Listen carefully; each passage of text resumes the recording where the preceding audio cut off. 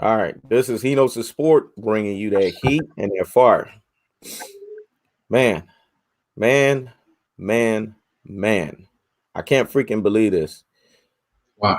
TMZ is reporting this stuff. A whole bunch of people is reporting this stuff. They say Kobe Bryant is among 5 people that died in a helicopter crash. Everyone on board is dead.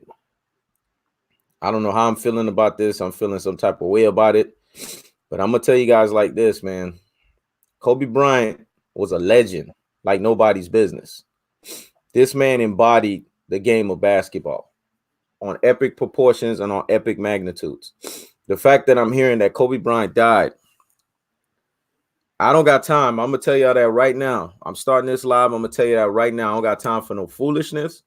If people come on here and they come with that foolishness, I'm gonna tell you right now, you're getting blocked out. What we Mr. I have to Jabali? pay respect to the legend that is KB24.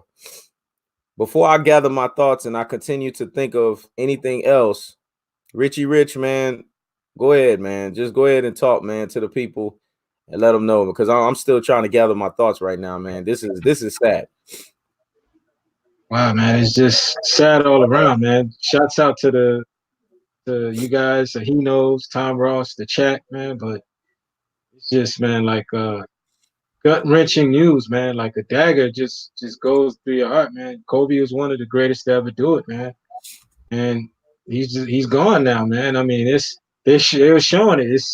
It's real. It's not a fake news story.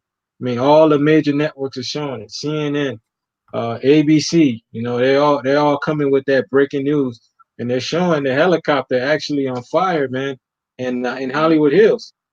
Uh, he's one of the 5 people that died in the helicopter crash, and you know, as we know, like Kobe, that was like a big thing for him. He liked to go places by helicopter, man. So I mean, with stuff like that, man, it's just sad that something like that had to happen, man. Also, the people that were also on board on the helicopter that lost their lives as well, man. They got families too, man. So it's just sad all around. But obviously Kobe's the main guy. He's one of the greatest basketball players that's ever played a game, and he has a legacy. And he's leaving behind 4 daughters, a wife, man. It's just I still can't believe it, man. But that's what the news is pouring out, man. So it's wow, man. It's not really gonna like resonate. People are just gonna be in shock right now, man. Until like the next day, that's when things are gonna get really crazy, man. Like right now, people are just shocked. They're just hoping it's not true, man.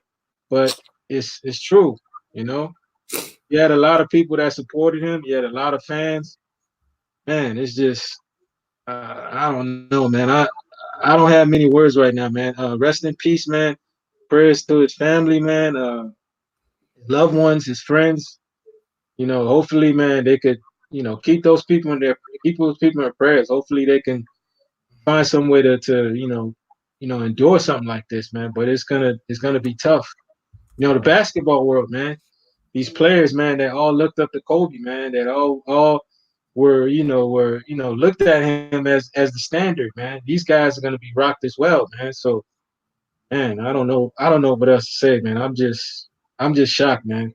I admire watching Kobe, but man, he's gone and such at a young age too. 41 years old, he still had so much life, man. But that's how life is. You're here 1 second, and you're gone the next. You know, when it comes to death, man, that thing is not discriminate, man. When it's your time to go, it's your time to go. So, man, cherish, the moments that you have on earth, man. And then, that's all I can say, man. Wow. Wow.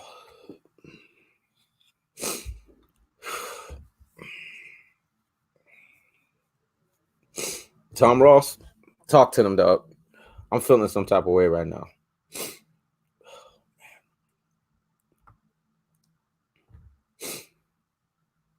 Can't hear Can't him. hear you, bro. Can't hear you.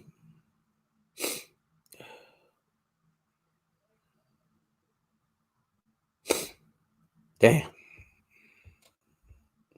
Yeah, I know he was one of your players, man. You're one of your most favorite players, man.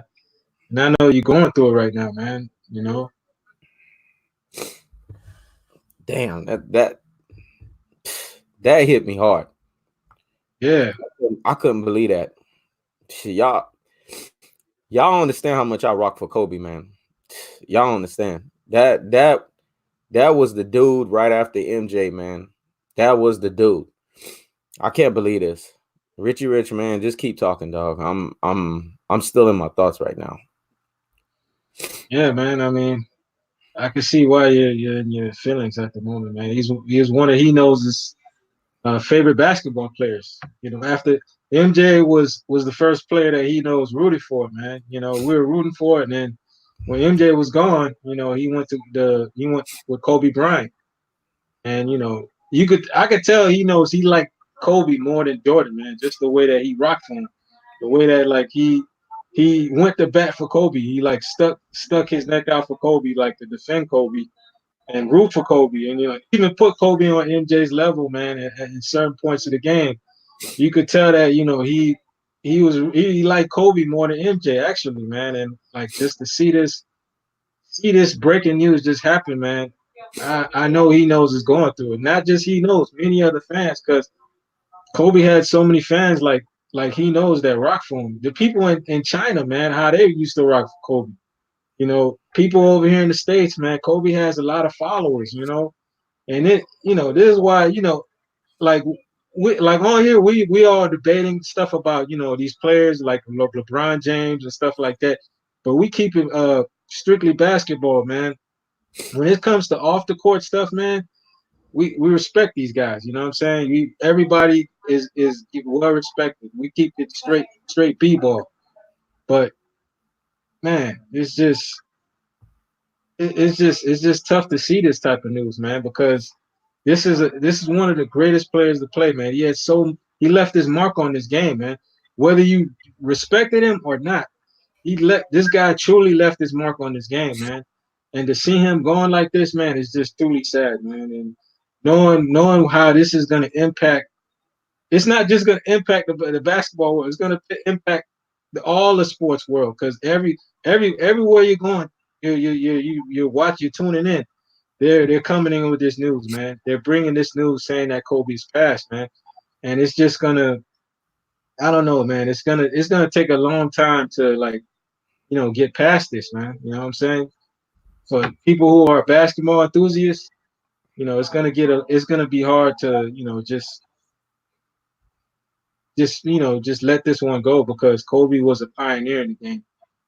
And just to see, man, it's like I'm trying to pick up words here, man, but the news, man, it still has me shell shocked, man. It still has me shell shocked. So I'm just trying to figure things out, man. Just like Buddy said, God is always in control, man. So I mean, there's a reason why, you know, he called up Kobe at this moment and those other people, but it's still sad, man. It's still sad. Knowing that he had to die like that, man, it's just sad, man, altogether. Damn. Yeah, if Rick Fox was on that plane too, man, that would be sad as well Wow, too. that is sad. If he were to be on the plane. But I'm gonna say it like this, man, because I just needed that moment, because you guys don't understand, man.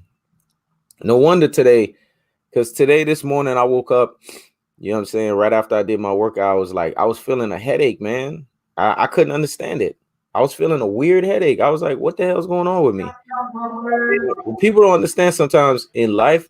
Sometimes you feel something, and usually when you feel it, it's because something else is going on. You can't understand, you know, what it is that's going on. I was feeling this. I don't feel it anymore, but for that period of time, sometime this morning, I was feeling this weird, like it was really weird, man. Like something was going on, something wasn't right. Damn, man. You guys don't understand what this guy meant to the game of basketball, man. You know what I'm saying? I mean, it's Kobe Bryant embodied what we call the definition of a true assassin's mentality reborn, man. Michael Jordan was the originator of that. Kobe Bryant just came in and he did it in remix fashion, man. Kobe Bryant is a basketball player that off of his greatness alone. We're talking about a guy that if he would have won those 2 finals that the Los Angeles Lakers lost, we would be arguing right now about who's the greatest between him and Michael Jordan. This is how great Kobe Bryant as a basketball player was. I mean, damn. You was right there, Richie Rich. You knew, man. You saw the headaches I got when the Lakers played, man. This guy, I didn't think after Michael Jordan, I would see. I didn't think after Michael Jordan, I would see another basketball player play to that level. I really didn't think that I was going to see that. And to truth be told, because Richie Rich knows this, initially, man, I was kind of against Kobe because I was against someone that was going to be the guy that was going to take over after Michael Jordan. I was against that because I was just like, nah, we got to let Jordan's greatness ride. But Kobe came in and just took that thing, man. He took it. And you saw when he came in at 18 years old, man, from Phil Jackson and his story of Kobe Bryant telling Phil Jackson, look, I can play this guy one-on-one and I can beat him one-on-one. I'm not afraid of him. I'm not scared of him. That right there showed you the level of player that he was. Because people forget Michael Jordan used to do this thing when he started getting his 30s.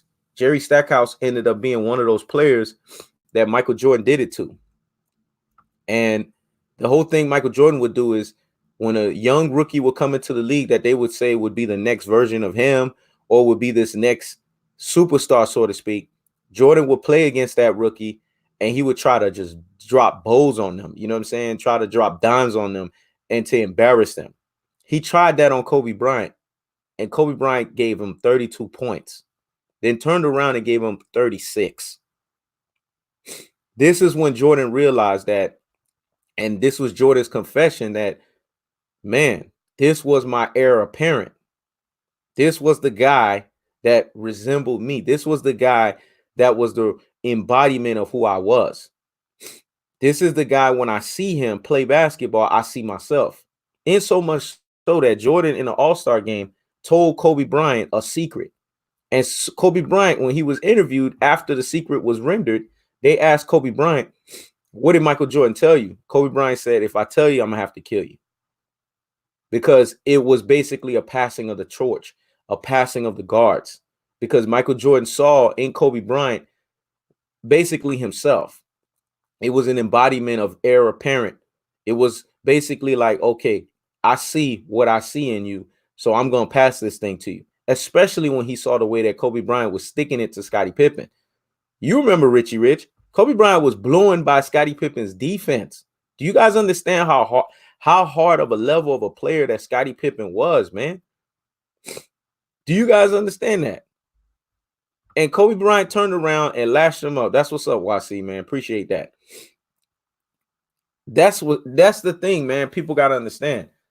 Kobe Bryant embodied the game of basketball to a level to where he lifted all of the standards up. Everybody around this guy had to lift their game up.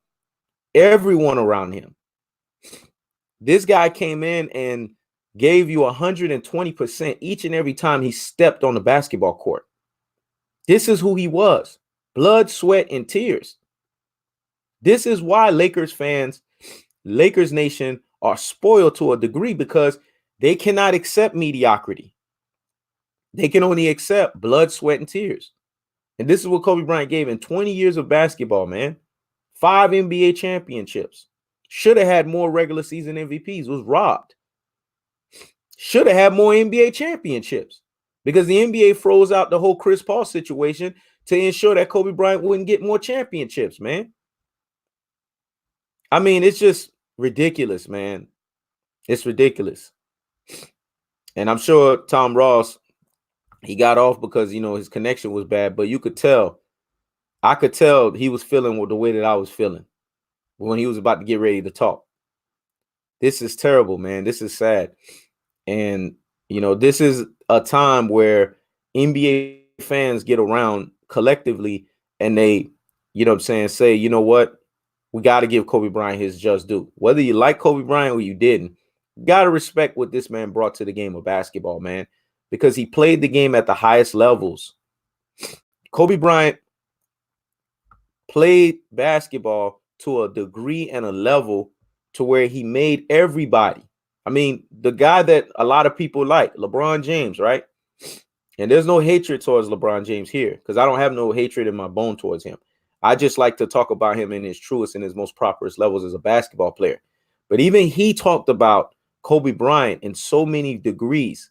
He said, when I'm not playing, this is the guy that I'm watching. When I'm sitting back and I'm trying to figure out how to play against defenses, I watch to see how defenses play against Kobe Bryant because of the way that he impacts the game. This was the same LeBron James whose work ethic in the offseason be buffered up and got good and got to a standard because Kobe Bryant brought that standard there, man. Kobe Bryant taught this man and taught a lot of people in the Olympics, Dwayne Wade and all of these players, how to lift their level of play up. They saw Kobe Bryant's work ethic and they emulated it. And if you guys remember, after that year in the Olympics, everybody had ridiculous numbers. You remember that, Richie Rich. Everybody was balling that next year in the NBA season. And the reason why is because they all understood that however they were playing basketball, it didn't hold a candle and it didn't measure up to what Kobe Bryant brought to the table, man. Y'all don't understand, man. Kobe is my favorite player, man. So right next to Jordan. So this is sickening me on so many levels, man. Okay, that's what's up, Tom Ross. You know, Contender Regime Boxing. That's what's up. He said, I'm effed up right now, bro. My favorite player, my childhood idol, gone. Man, me and you both, man. Kobe Bryant was right there with Michael Jordan as my favorite player. You guys have saw me months in and months out argue for Kobe Bryant to get his just due in the pantheon of greatness, man. Because when you talk about the greatest players of all time, you can't just go from Jordan and leapfrog Kobe and then talk about LeBron James. You have to have Kobe Bryant there, man. And it's sad, but here's the thing.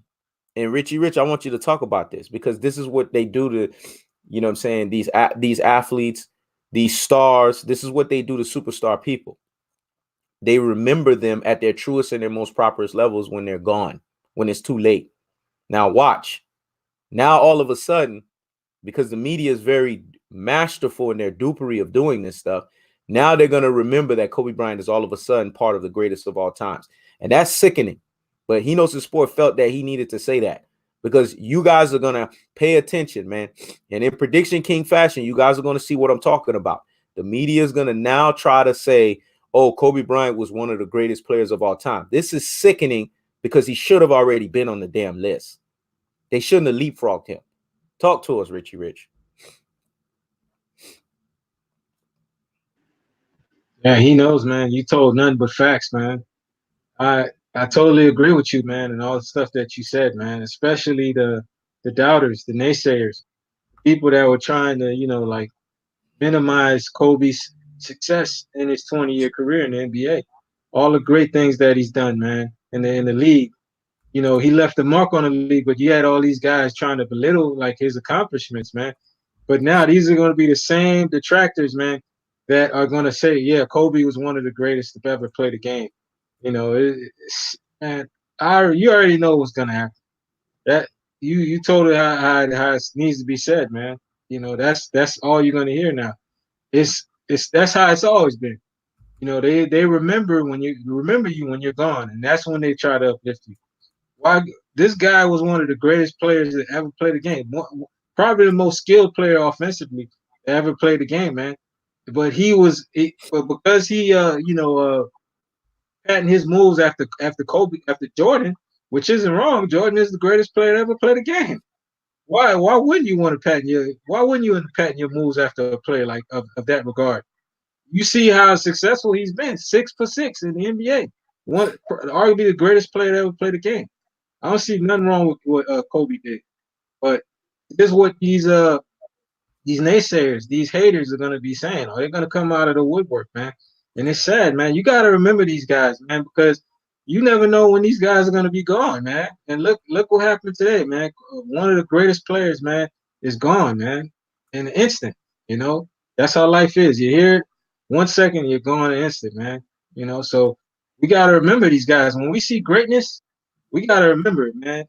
You know what I'm saying? Even LB, we be on this show sometimes banging at LeBron, but LeBron is great for some things in the NBA, man. I'm not gonna knock that dude. He's a talented player, man. He's a great player for what he brings to the NBA. So we gotta appreciate what he's done in his time in the NBA. But also, man, it's we can't forget players like Kobe Bryant, man. And it's sad, man. It truly is. Hold on for a second.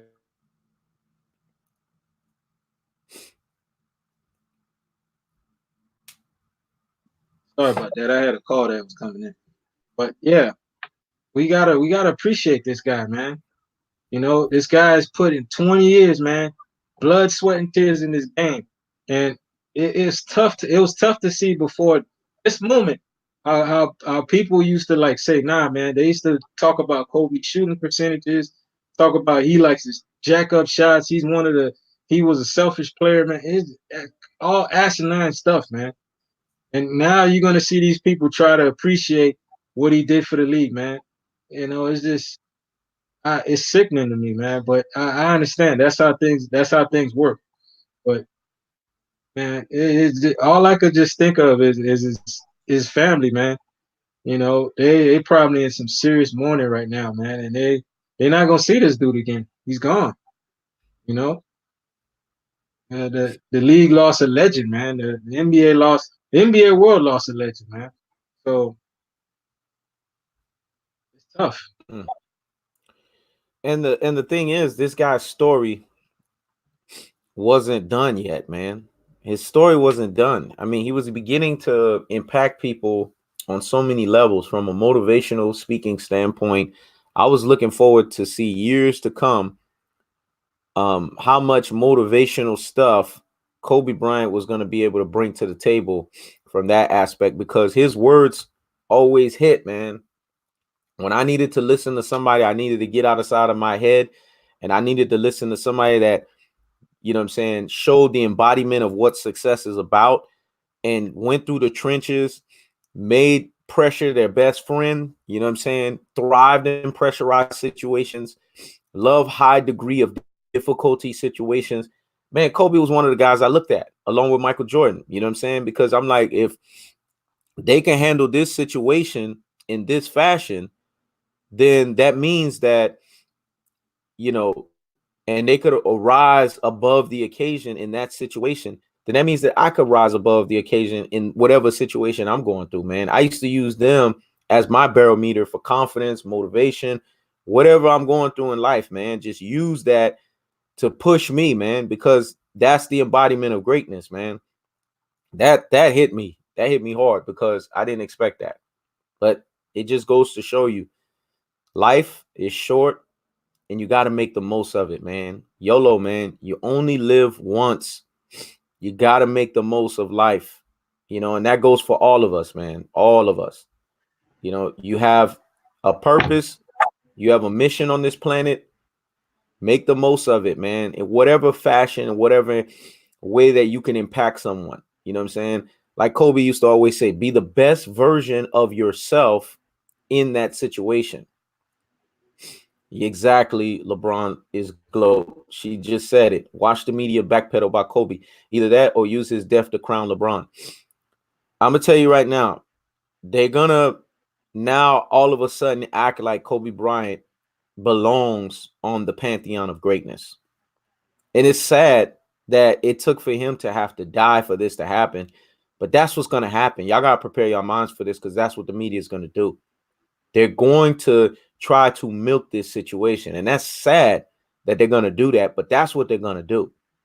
Instead of giving the man his just due and his props prior and saying, you know what? Kobe Bryant was a legend of epic proportion, and Kobe Bryant was a legend of epic magnitudes. Ben Castro said he knows the sport. Is it true that Kobe passed the torch to Kevin Durant? Yes, he did pass the torch to Kevin Durant because he told Kevin Durant, be the greatest. LeBron James was there. Stephen Curry was there. James Harden was there. Kobe Bryant whispered to Kevin Durant, just like Michael Jordan whispered to Kobe Bryant, and he told him to be the greatest. So yes, Kobe Bryant passed the torch to Kevin Durant. And this is the thing. They didn't like that. They wanted Kobe to pass the torch to LeBron James, and that was not going to happen because of the way that Kobe's cut the way that his cloth is cut as a player. He's an assassin's mentality player. So because he's an assassin's mentality player, then he's going to play. He's going to pass the torch to somebody that has that assassin's mentality as well too. LeBron, his gloat said, "I've never cried over an athlete." I'm sure you crying over Kobe Bryant. I'm gonna tell you right now, y'all can say what y'all want, man, but Kobe, this man right here was a baller. I'm glad, Freddie Gee, you know what I'm saying? Salute to you, man. I'm glad you giving props where props is due, you know what I'm saying? Because people, greatness, recognize greatness, you know what I'm saying? Real recognizes real, and people understand when a player is great, you have no choice but to give that player credit. You got to give him credit. You can't sit there and be in your feelings about stuff. Exactly, Ham 1982. He said, "Don't insult anyone. This is not a moment to attack LeBron or praise anyone else. Give Kobe his moment." I agree with that. I agree with that, man. And what people got to understand is when it comes to basketball and it comes to the game itself, Kobe Bryant is the definition of basketball, man. That's just how we got to look at it. This moment right here should be a moment to where basketball fans universally get together, whether they like Kobe Bryant, they didn't like Kobe Bryant, and just say, you know what, this guy was a legend, and give him his props and give him his respect. That's what they're going to do. That's what they got to do. They got to do that. Because when it's all said and done, what Kobe Bryant did for the game of basketball is the equivalent of basically keeping pace and keeping the game relevant. Because when Michael Jordan retired, if you guys recall, there was a lot of people they were trying to say, who's going to be the next Jordan? Who's going to be the next Jordan? Kobe Bryant did a hell of a job in keeping us entertained. I don't know about you guys, but he did a hell of a job in keeping us entertained. He gave us years, whether it was good years, whether it was vino years, whether it was bad years. Kobe Bryant gave us years of basketball to where he did his thing on epic proportions and epic magnitudes, man. This guy was a baller like nobody's business. And here's the thing. He did all of this without playing the first 3 years. He sat on the bench the first 3 years. I don't even want to fathom in my brain what his stat lines would look like if he would have had the opportunity to play those 3 years. The best version of Kobe Bryant, to me, has been all of the different Kobe Bryants that have played basketball. And the reason why I say that is because Kobe showed strength and he showed resolve in every variation. The Afro Kobe was the most freakishly athletic, the most, unreal, you know what I'm saying, insane ability on the basketball court. He showed you skilled, he showed you physicality, he showed you dominance. I remember that play where Kobe Bryant got that pass tossed to him, and Kobe Bryant took the ball. If you recall this one, Richie Rich, he put the ball right behind his back so that the defender wouldn't catch it. And then he turned around in a spin move and dunked on the damn defender. I was like, boy, this dude was unreal. I remember that move. I remember when LeBron James said, I tried to do some of these slanted dunks that Kobe Bryant did, and I used to fall on my butt, man. Kobe was the master, just like Jordan was the master of dunking in the air. Kobe was the master of doing these slant dunks. It's like he kind of slanted in the air. It was his version of hang time. Here's the other thing too, Richie Rich, that Kobe Bryant. I don't know if you remember this play, man. This was one of my favorite plays, and I was watching it the other day. What's that dude's name, man? The bald-headed dude, the point guard. You know what I'm talking about. He played on that Lakers squad with Shaq, Kobe, Rick Fox. You know what I'm saying? He got really, really, really big when he retired. He was a coach. He was a head coach. You know what I'm talking about? He was a head coach, but he got fired. Say that Bald again. headed dude. On what Bald team? headed dude that was a point guard for the Los Angeles Oh, Lakers. Brian This was when Shaw. Kobe was here. Brian Shaw. Brian Shaw. Brian Shaw threw Kobe an alley oop. I don't know if you guys remember this one. Kobe was like right in between to where his head could hit the rim and to where Kobe was trying to catch it. Kobe found a way to catch the ball, dunk it. He fell on his butt, but it's the way that he made that alley-oop dunk. I mean, it was unreal.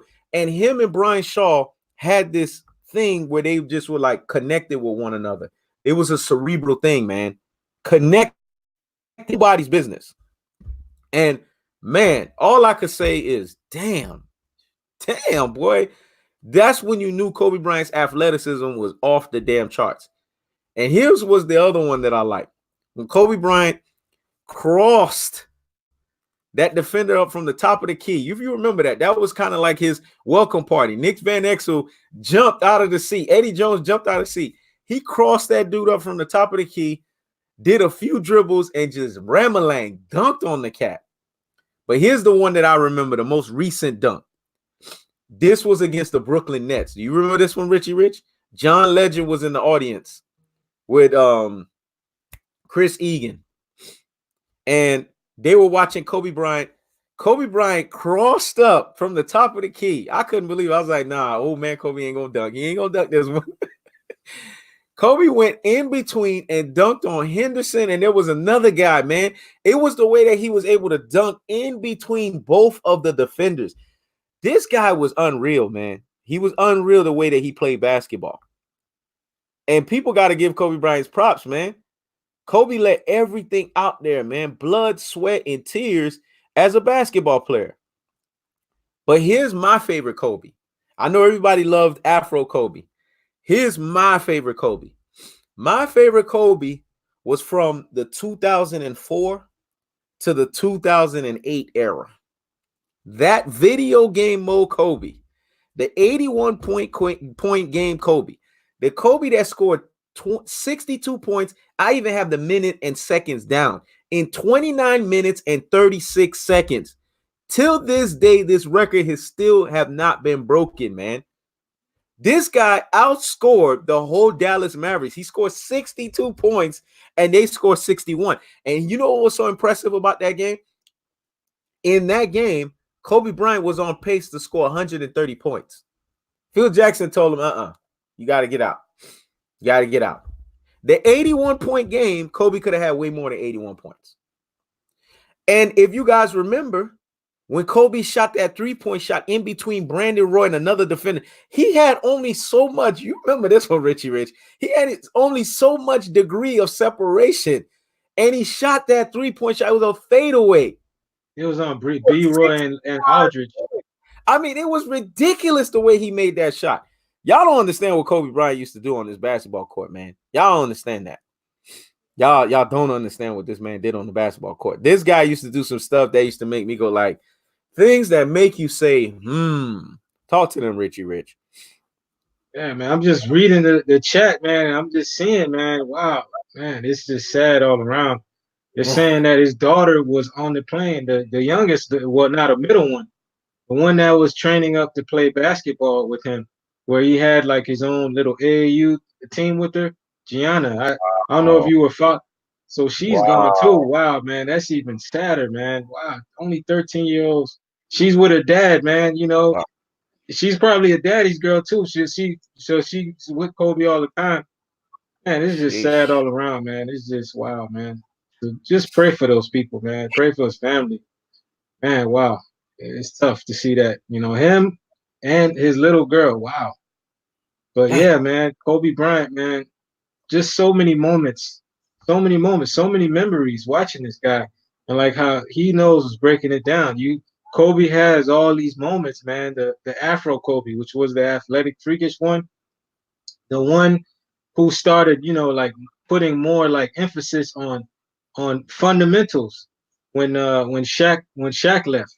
And you saw how you know he was working more on his footwork and you know his pump fakes, goes back to the back moves.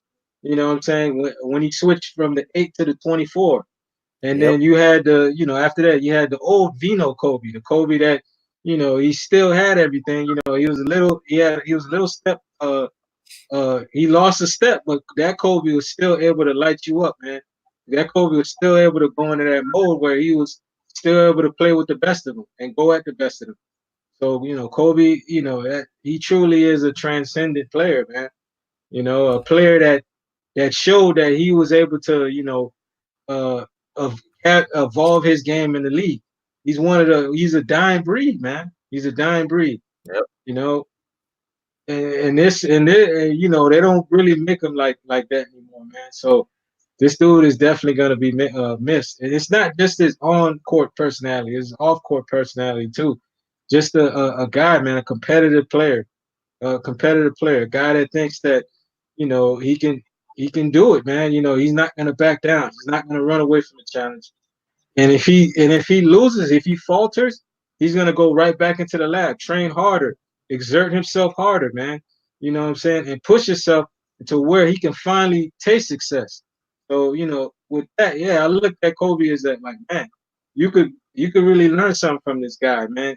And all not just sports. You could if you have a craft outside of sports, you know what I'm saying? Like your day job or anything else that you're trying to pursue, education, you look at it, hey man, you go back to it. You don't just quit, man. You try harder, man. You don't just quit. You know what I'm saying? You try to see what else you can work on to try to figure out how you're gonna be able to taste success. And that's something I took from Kobe, man. Why not just watching him play, but just seeing like his mannerisms, man, how he approached the game. And I thought that was like cool, man. That he was like that. He used some of MJ's moves, but he was his own guy, man. When you watched him, man, he did at when he cut that fro, he kind of went away from that MJ persona. He tried to do his own, become his own man, and I respected that. There's one hour where I really was paying attention to him because he knows used to, man, me and he knows used to go at it. I didn't really like Kobe Bryant, but I used to admire him from afar because I was like, man, you can't you can't deny this dude's greatness. This guy's a great player, man. Seeing all the stuff, his body of work, seeing all the stuff that he does, but I just don't like him, man, because my big bro, he knows, man, he always talking trash. So man, I don't want to root for this dude, man, because me and he knows he's always go at it. We used to root for the Bulls, but after the Bulls broke up, we was like, man, we ain't rooting for any more teams like that because me and we used to go crazy over the Bulls. Jordan Pippen, Rodman, Phil Jackson. We was like, man, we ain't rooting for these nobody in the NBA. But then, started going with Kobe, and he was going hard for Kobe. I was like, what is this dude doing, man? He's going for this MJ impersonator. I was like, what is he doing? But I got why he was rooting for this guy, man. This guy was a great player, man. He truly was a great player, man. And I don't care if you don't like him, if you like the man, that guy was a great player, one of the best to ever do it, to ever lace him up, man. So it's once again, man, I still can't believe it. The news is still shell shocking me, man. And man, we're not gonna see a dude like this again. And it's sad. That's all I can give. Tom Ross, man, I know you got a lot to unpack because I know Kobe Bryant was your favorite player, dog. Talk to us, man.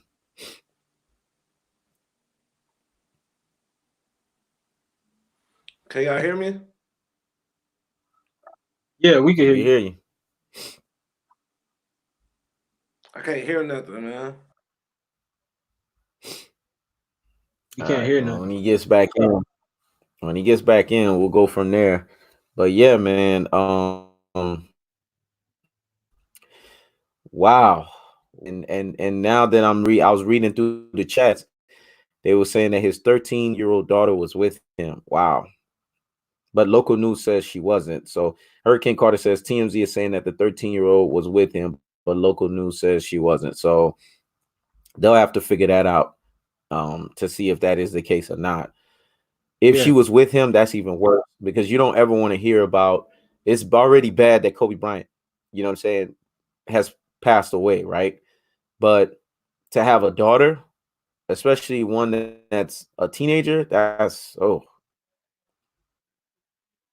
describe how bad that is. To even utter that, to even think of that. Tom Ross, you there? Okay, I hear me? We can hear you. All right. You know the thing that sucks about this whole situation, man?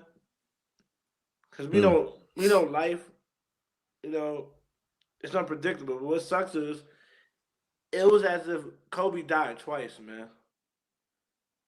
The man was getting killed by the media his whole career. So they assassinate the man character, right? His whole career. Still to this day, as soon as Kobe do something good, you'll get articles about rape allegations, man. They killed the man while he was living, and now in his death, they want to talk good about the man. You know what I'm saying? Now, for the sake of ratings, for the sake of views, for the sake of getting people to view their channel, not everybody want to talk good about Kobe, but they didn't care nothing about his family when they was tearing him down, man. When he was alive, you know what I'm saying? And this it's to show you how sick people are, man. And I'm very upset about this because it's like, man, why do people gotta die to get their flowers, man? You know what I'm saying? Why do certain people gotta die to get their flowers, man? That's the shit that pisses me off. You know what I'm saying? It's like if you're truly great and you just a person that come and you just give your all and that's it. There's no smoke and mirrors with you. There's no politics with you. You ain't kissing nobody ass at the end of the game. You go home, you can't get your flowers, man, because you didn't play the game how they want you to play it. But the minute you pass away, now everybody crying and everybody want to say how much they love and respect Kobe. These people are narcissistic and these people have problems, man. These guys didn't Right. love Kobe, man. You know what I'm saying? Like the true people who rock with Kobe, the people who rock with Kobe all the time. Not when it's just convenient, dog. You know what I'm saying? It's just sickening, man. And man, it's like a person like it's like out of all people, all celebrities, all people who could pass, man, like that don't give nothing back to the culture. Like why Kobe, man? You know what I'm saying? Like why Kobe? You know what I mean? Like it's like that's our whole childhood. That's our childhood. Like we seen this dude from the beginning to the end, man. You know what I'm Yep. saying? Ups, downs, trials, and everything. And he was the first star who really wasn't protected. You know what I Yep. mean? If somebody protects stars and you find out things about their life until after they're 50, 60 years old and it could no longer affect their legacy. Everything Kobe did for better or for worse was on Front Street, man. We see him fail, we see him pick himself back up, and we see him be victorious, man. We see the man drop 60 points on his last leg as an old man in his last game, man. Everything he did was things that nobody else could do. This is why he's my greatest. Because it's his way he played, it transcended it transcended stats, the way he played. I watched Kobe miss 13 shots in a row and hit the game winner, man, against Charlotte. Nobody could do that. Nobody had the confidence to do that. The man could have hit the broad side of the barn, but they needed him to hit a shot. He hit the shot that they needed. It was the most important shot of the game. So you can't measure the way he played basketball. Can't be measured in stats. It has to be measured in one thing, and that's winning, man. You know what I'm saying? So I just I could smile knowing that he represented us good, man. He represented us right as a black man, and he put winning before everything. And he gave 100% no matter what. Every game was like a finals game to Kobe, man. That's how he played. Every game was do or die, man. You know what I'm saying? And it's just sad, man. It really is. Man, Tom Ross just came in. He just said what he said, and you could feel his emotions that's tied behind it. You know, like I said, I'm usually able to be composed, and I'm usually able to be very clear headed and tell you guys what I need to tell you. But this one hit me because I understood what Kobe Bryant meant for the game of basketball because he embodied greatness, man. This was greatness personification. This was greatness personified. And it alludes to what Tom Ross just said, man. We saw Kobe Bryant from the beginning to the end. We saw this man's whole career. Jordan, I didn't get a chance to see his whole career because I was born in 81. Jordan started 84. By the time I was able to watch the Bulls, it was kind of like 87, 88. You know what I'm saying? They were kind of in the thick of things. Whereas with Kobe, I got a chance to see the whole evolution. I got a chance to see his ups. I got to see Kobe Bryant play pressurized basketball in an era. This man transcended 3 eras of basketball. This is what people don't understand. He played in the Jordan era. Then he played in the T-Mac, Allen Iverson, and them eras. And then he jumped into the LeBron, D-Wade, you know what I'm saying, and Carmelo era. And then now that when I think about it, he actually played 4 eras, because after that, you had the Stephen Curry in them eras, the Kevin Durant's in them. This man went through 4 evolution of basketball eras, man. And he was still dominant in all those eras in a different way. You know, in his later years, he focused completely on his basketball skills, completely his repertoire, right? Completely his footwork, completely his ability to showcase that, you know what, although I don't have the physicality there anymore, I still have the skill set to overcome the physicality that I'm lacking. This is what the older Kobe Bryant was all about. Then you had the Kobe Bryant that mastered the game, both physically and mentally. This was the Kobe Bryant, Tom Ross says, from 2003, and it possibly could have started from there. That room when him and Shaq was getting towards the end of their run, going up until 2008, the physical embodiment and the mental embodiment that Kobe Bryant was, nobody could see him on the basketball court. This is why it was frustrating to me that they gave LeBron James the best player of the NBA for 10 years straight. They said that he was the best player in the NBA for the last decade. How? Kobe Bryant was the best player in the league up until 2011. And you know why he was the best player up until 2011? Because 2011 is when he lost to the Dallas Mavericks in that second round. I remember that thing. And then after that, he didn't see the playoffs anymore. So you couldn't give him the nod anymore. But prior to that, he had won the NBA Finals and the NBA Finals MVP. So he was the best player up until that point. And even in that series, he wasn't his best because physically he had some ailments and some injuries that pretty much messed him over. And then after that, 2011, going into the 2012, then we saw from 2012 and 2013, which was really the only 2 years that you could say LeBron was the best player. LeBron took it. And then after that, it became a back and forth from 2014 on, back and forth on who was the best player. But Kobe Bryant was literally the best player in basketball for almost a decade, going up until that 2011. He dominated basketball on that epic proportion and that magnitude. Kobe Bryant was so lethal that every team had to account for him. When Mark Cuban came out and said they should the Lakers shouldn't have went into luxury tax, they should have got rid of Kobe. What did Kobe Bryant do to the Dallas Mavericks? He torched them, and then he told Mark Cuban, luxury tax this. Mm-hmm. That was what I loved about Kobe. He always made sure that he stuck it to whomever was going to try to say something against his level of greatness. He didn't let that thing slide. He never let it slide. And this man played basketball on a level that was unreal. I remember when LeBron got with the Miami Heat. You guys remember this. Him and Kobe was chawing. They were checking back and forth on the basketball court. This was after Kobe Bryant won that 2010 year. And LeBron James was telling Kobe Bryant, we coming for you. Me, Dwayne Wade, and Chris Bosh. And you know what Kobe Bryant did to him? Kobe Bryant looked at him and said, well, and then that's when Chris Bosh at the end of the game said, man, I've never seen somebody make me feel so like I didn't accomplish nothing. Kobe Bryant asked LeBron James, how many titles you got at that point? When you could do this, then talk to me.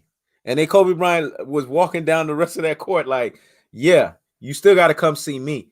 That's the level of competitor that Kobe Bryant was, man. That's the level of player that he was. I mean, it's unreal what Kobe Bryant brought to the game.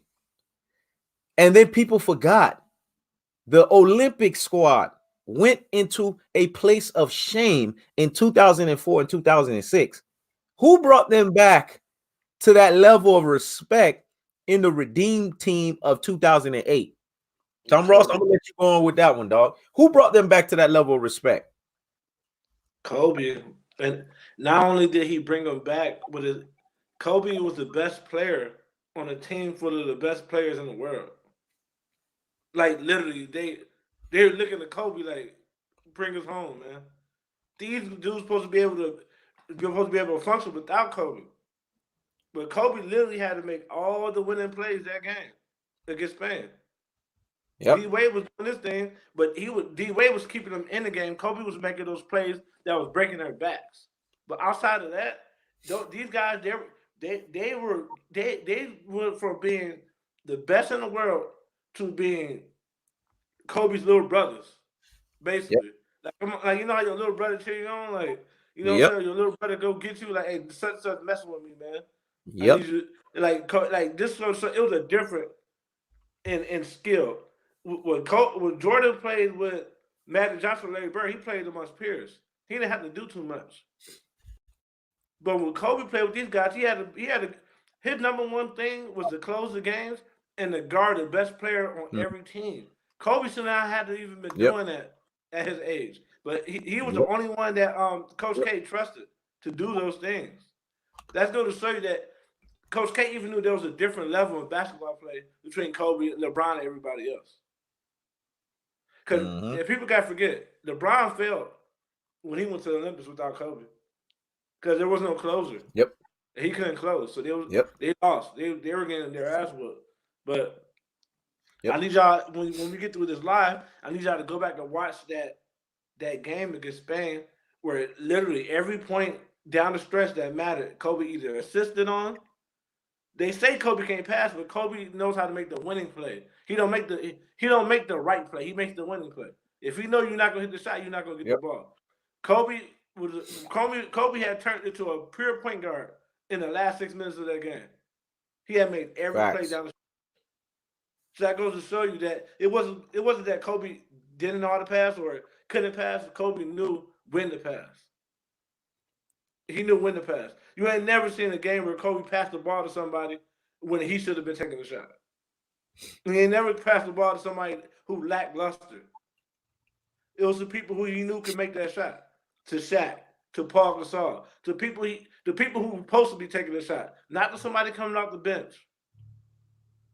At that point, you pass the blame. You're like, oh man, I don't want to get blamed for losing this game. Let me get the ball off. You know what I mean? Kobe ain't never passed the responsibility of the leader to anybody. Even when he shouldn't have had it. He had a leadership position in LA way before he was supposed to have it because Shaq was never no real leader. Shaq was just 25-10. He was never a real leader, man. Well, because Shaq was the type of person who said, I know Kobe's going to come in shape and Kobe's going to do all the heavyweight lifting. I'll just wait till the NBA Finals and I'll show up then. Yep. You know what I'm saying? So Kobe don't get the respect he's supposed to get at all. Because he was put in a leadership position. He was put in a position where he had to check the so-called alpha on the team because he wasn't doing alpha-like things that come in the training camp in shape. Facts. All this led to the media tearing him down and destroying his reputation when he was really doing the right thing. Yep. If you're not gonna listen to me behind closed doors, I gotta get your attention. Now I'm about to put it on Front Street that you come into work and expect me to do all the work and you get all the credit. That's not how it works. Facts. That's not how it works. Because Kobe's willingness to do it long as it was winning, it ended up hurting him in the long run. Because truth be told, Shaq got those final MVPs because Shaq was the best option. New Jersey literally had no center. Exactly. Philadelphia had an undersized center in Mutombo. Yep. He was the number one option. He wasn't the best player. Yep. You know what I'm saying? The best player is the guy that carried the team. And everybody know the Western Conference was the de facto NBA Finals. Everybody knows that. Whoever came out the West always swept the East. Facts. So if they don't have no Kobe, they don't get to the final game. They don't get to the finals without Kobe. Period. Because Kobe was a Spurs killer. Yep. And Kobe was a Sacramento Queens killer. Yep. He lasted them up 46, 8-8, 46, Yep. 16-7. Yep. Like these feats, they don't. The media don't even talk about these feats because they know once they start bringing in the totality of what Kobe did, that he's at the top of the greats along with Jordan, along with those guys, and he's cemented there. They have to not talk about that. So what they did was they focused on, oh, he didn't get Finals MVP, as if the regular season skips the whole playoffs and you go right to the finals. Facts. These guys cover basketball for years. They can't come up with the scenario that, damn, if Kobe don't play lights out, they don't even get to the finals because Shaq didn't even do nothing. Facts. Shaq was always fouling out. Again, outplayed by Tim Duncan, badly. Getting outplayed by Chris Webber and them, badly. It was Kobe that was dragging the team, putting the whole team on his back just to get shitted on and say, well, you didn't get the finals MVP, so this is the reason why you're not in the echelon. This is the reason why you have to watch basketball and take away everything else and just watch the sport for what it is. Exactly. If you get caught up in accolades, you're going to be pissing on players that you're supposed to be lifting up. Yep. Why do you think Jordan knows Kobe only got 2 finals MVPs? And he knows Kobe only got 1 MVP. Why do you think Jordan steady lift him up over LeBron? Yep. Because he knows that's politics. Jordan knows he's like, oh, that's just politics. You know what I mean? People who never played the game are in charge of who gets the MVP. Think about it. That don't even make sense. Yep. So I don't put my stock into accolades. I could care less. The reason why Jordan is at the top for me because I watched Jordan play and I realized nobody could do what he was doing at the time he was doing it. Nobody was that dominant. It had nothing to do with no accolades. It was the fact that he was a champion and nobody could stop him. That's true. I don't put what I see. I don't disregard what I'm seeing based on what somebody else said. They've been telling me for years that LeBron was better than Kobe. LeBron didn't really start getting better than Kobe second around 2013. He was starting to inch up there. They were going back and forth. That whole time before then, Kobe was still better than LeBron James. Facts. It's not to knock him. It's just on a fundamental basketball thing, on a fundamental basketball criteria, he was just better. He shot free throws better. You know what I'm saying? He scored the ball better. He played better defense. You know what I'm saying? He was better under pressure. And thing is, I was never a prisoner of the media in the moment. Yep. But it takes someone who's strong-minded to be able to see through narratives, man. Because thing is, what they do is they make there's a thing called a golden child and the heel or the goat. They make people scapegoats, man. Yep. The NBA always going to have one person who everybody hates and one person who everybody loves. You know what I'm saying? And then people don't realize that's the narrative. It's kind of like the WWE. They have a golden boy and they have like a villain. They have made Kobe a villain. You know what I'm saying? So he could never do nothing right. He scored 81 points and Vince Carter brought his funky ass on ESPN and said Kobe played selfish. That's Kobe true. He said that. He was down 18 points throughout the whole game. They needed every last one of those points to win. Yep. You know what I'm saying? And that goes to show you how much hatred this dude got. And now in his demise, people are gonna come up the woodworks and start acting like they always loved him. And it's gonna be so fake, man. It's disgusting. Facts. As I think about it. You know what I'm saying? And it goes to what Sean O just said. Haters are now making tribute videos. I see. This is the thing, man. There's going to be a lot of fakery. And you know who's the fakery going to be? This is when it's going to take the cake for me. When you see Nick Wright, the Shannon Sharps of the world, the Chris Broussards of the world, they are not allowed to utter anything that has to deal with Kobe Bryant. Max Kellerman, I don't want to hear it from them. I don't want to hear it. Because at the end of the day, if you didn't give the man credit while the man was alive, breathing, and was coming in on ESPN, why are we going to sit here and talk about him now? You see what I'm saying? And that's the thing. People don't want to give Kobe Bryant his just due and his credit for what he brought to the game of basketball, because this guy brought a lot, man. He unpacked a lot. Shaquille O'Neal is devastated because Shaquille O'Neal knows that Kobe Bryant was always greater than him. He always knew that. There was no denying that. Shaq realized in his older years that, man, this guy right here is the reason why I won. And go listen to the way that Shaq talks in the vernacular and he talks when he's uttering Kobe Bryant. Me and him are the best two combination. We're the best two dynamic duos. And they're right in that instance, because guess what? They did something that has not been repeated yet. And you know what that is? They did something that has not been repeated yet. And it's this. And I'm going to tell you what it is. They ran 15-1 in the playoffs.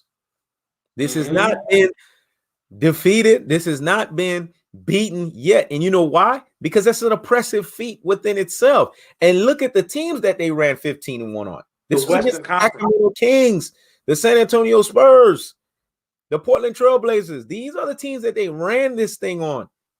Richie Rich, when he was a lot younger, he didn't know better. He was wet behind the ears. He thought Shaq, because he was the finals MVP, he was the man. But he learned in his older years that that's not how it worked. He had to go and dig a little deeper to see the smoke and mirrors that was associated behind that. And Tom Ross, you impacted it, because I tried to educate him when he was a lot younger about, no, you got to go look at the first round. Go look at the second round. Go look at the third round. Go look at the heavyweight lifting that Kobe Bryant is doing against these guys that are supposedly hellified defenders against him. People forgot, man. Kobe Bryant had to deal with some defenders that used to try to get up on him. Yeah, bigger than him. Defenders from the Sacramento Kings. They tried to get on him, man. Kobe Bryant had to deal with that. There was a supposed Kobe Bryant stopper in Ruben Patterson. Kobe Bryant hit him with 2 shots, made him at the end of the game sign them damn shoes. He was like, hey, I have to admit, dog, I have to give up to the greatness. What Richie Rich realized, because I know he went back and watched those playoff series, he said, oh, Kobe Bryant did all the heavyweight lifting. He just basically told Shaq, okay, you know what? Come NBA Finals time, now you can do what you got to do. Because Shaq played against Rudy Poo and Plum Brain centers. Who the heck is Van Gogh on the New Jersey Nets? Come on, man.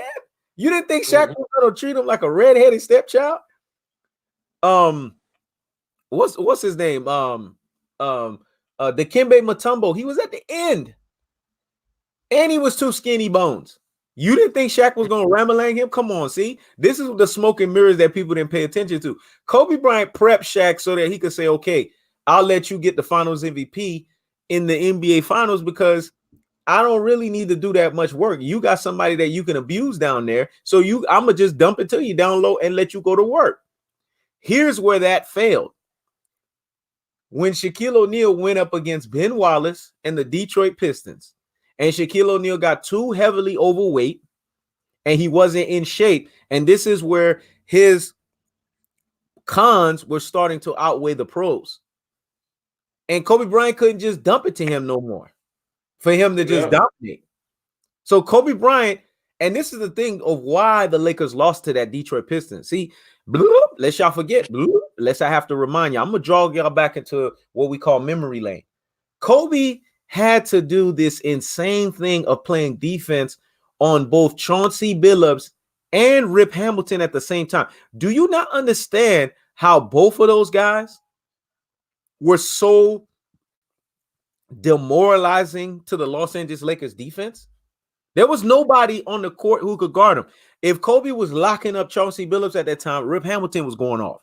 And if Kobe was locking up Rip Hamilton, Chauncey Billups was going off. Kobe was a damned if you do and a damned if you don't situation. And Shaquille O'Neal didn't make matters worse and helped them out, because Shaquille O'Neal couldn't even dominate Ben Wallace. People forget that. Couldn't even do that. Shaq sabotaged that game, man. He sabotaged that damn series because he didn't do what he was supposed to. And this is where people have to understand that Kobe Bryant was the player that he was because of what he brought to the table, man. Yeah. It's because of what he brought to the table. The man embodied the game of basketball. The man played the game on a level to where he dominated the sport, in so much so that you have to give him credit for what he brought to the table. I told you guys today I'm not having it. If y'all not gonna give Kobe Bryant his credit and his just due for what he brought to the game of basketball, then the comment's not gonna stick. Gonna have to give credit, whether you like it or not. That's just how it's gonna have to roll today. Now, here's the other thing too. Here's the other thing too, and it's gonna kind of spearhead it into the conversation here. Kobe Bryant, although he was younger than Shaq, Phil Jackson unfairly demanded way more of Kobe Bryant than a lot of people didn't understand. Way more. Phil Jackson demanded Michael Jordan level of brilliance from Kobe Bryant when Shaquille O'Neal supposedly was the most dominating force in the game. Can y'all believe that? And here's the other thing too. Kobe Bryant had to play both Michael Jordan and Scottie Pippen at the same time. People forgot that because he had to be the Scottie Pippen on the defensive end and he had to be the Michael Jordan on the offensive end. I don't think y'all understood what I just said. Yeah, he had to be two players into one. Whereas Shaquille O'Neal, all he had to do is get the ball dumped down to him down low and dominate. Mm-hmm. This is why people need to give Kobe Bryant his just due and his credit, because I'm explaining to you guys what my true basketball eye tests have seen for the years. I'm explaining to you guys basketball 303 lane, which is what Kobe Bryant brought to the game of basketball. If you guys see it any other way, then you wasn't paying attention. So if you're not paying attention, then you need to pay attention. Kobe Bryant dominated basketball on both sides of the aisle for years. He tied Michael Jordan for 9 all NBA first defensive teams. That within itself should tell you the level of maniacal player that he was.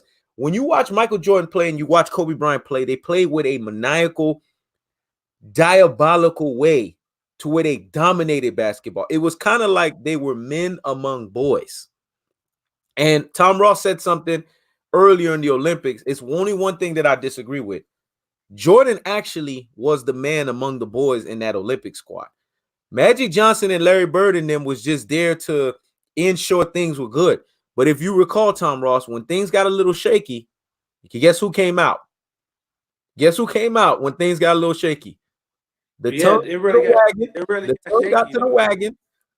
The tongue got to the wagon. And Magic Johnson and Larry Bird knew who to defer to. Get the hell out the way. Give MJ that ball and let him do what he does best. This is what Jordan was able to do in that 92 Olympic squad. And case in point, I'm gonna remind you that game, the Tony Kukoc game. Remember, Tony Kukoc was going off. Magic Johnson, Larry Bird, and them, they have no answer. Who did they enlist? Michael Jordan and Scottie Pippen. That's the first time you guys got a chance to see that Jordan and Pippen defense. Richie Rich, you know that defense I'm talking about. That's that defense. When they do that combo defense on you, it's over. It is over. And when I say it's over, it is over for any squad, because they just know how to lock people up on a level from a backcourt perspective like nobody's business. Michael Jordan and Scottie Pippen was the first iteration of perimeter defense that was so dominating and deadly that you couldn't understand that. Jordan was the originator, but Kobe took the origination word and amplified it. The reason that they fight in special air, and sometimes I even had Kobe ahead of Jordan, is because sometimes, well, not sometimes, a lot of times Kobe Bryant actually did more for his team than Michael Jordan did, because Michael Jordan had Scottie Pippen, whereas Kobe Bryant had to be Michael Jordan and Scottie Pippen. A lot of people don't understand this. You wouldn't understand this if you wasn't paying attention to Kobe Bryant, what he was doing on the basketball court. Kobe didn't have the luxury of having a Scottie Pippen. If he did, his career would have lasted longer. He would have had more longevity, and he would have been able to impact and win more championships. But he didn't have that. He had to do that You guys remember the wars against Gilbert Arenas. You guys remember the wars against T Mac. You guys remember the wars against Paul Pierce. Kobe Bryant had a lot of wars. Ray Allen damn near was jealous and envious of Kobe Bryant. I'm bringing y'all back. I'm jogging y'all memory because I'm not an NBA encyclopedia full time. But if I want to be an NBA encyclopedia, I can be that. But I'm choosing not to be that because that's not my full lane. I leave that to my boy LBFWN. That's his full 100% lane. But if I choose to operate in that lane, I can operate in it too because my memory is intact. Kobe Bryant has done a lot over the years. His wars against Vince Carter, his wars against Allen Iverson. Do you understand the level of offense that Allen Iverson played with? Do you guys understand how hard it was to guard Allen Iverson? Kobe had games where he locked up Allen Iverson in the fourth quarters. Y'all not hearing me, man. I've seen Kobe Bryant lock down Allen Iverson with his elite offensive ability. Lock this man down in fourth quarters and jaw back and forth with him. Y'all don't understand this, man. Tracy McGrady had some of the most greatest basketball skills we've seen in a long time. Kobe Bryant locked him up. There was a specific game where Tracy McGrady said, you got to call Kobe Bryant Geppetto. Now, if you guys understand Geppetto and the story behind Geppetto, you would understand why Tracy McGrady called Kobe Bryant Geppetto, because Geppetto was ambidextrous, meaning he could do things on both sides of the aisle. That was Kobe Bryant, a both sides of the aisle type of player, offense and defense. Stephon Marbury made a testimony on Kobe Bryant. I don't know if you guys remember this. I'm going to jog you guys' memory. Again, I'm going into my encyclopedia mode. Stephon Marbury said this. I'm sure you remember this, Tom Ross. I'm sure you remember this, Richie Rich. He said Kobe Bryant was so good that he can bust 40 on you, drop the 40 on you to let you know he's dropping 40, and then at the same time have the same level of energy to lock you up at the same time. He said, do you understand the level of skills it takes to lock somebody up and still bust them for 40? That's Kobe Bryant. Normally, you got to pick and choose. Exactly. Do because it takes a lot out of you. Because playing defense take a lot out of your legs.